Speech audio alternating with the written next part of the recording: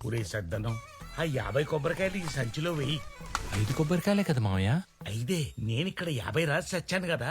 అయ్యో రామా, 50 కొబ్బరికాయలని రాసి దేవుడి సొమ్ముని అప్పనంగా మింగేస్తున్నారన్నమాట.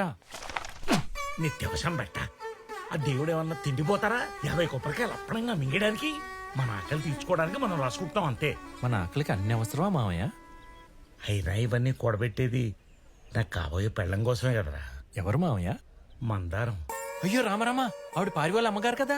ఒరే కోడి బుర్రా, మన చాణక్యుడు ఏమన్నాడ్రా?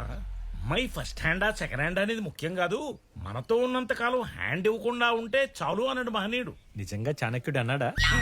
ఒరే, మనం ఏం చెప్పాలన్నా అది చాణక్యుడు చెప్పాడంటే నమ్మశక్యంగా ఉంటుందిరా.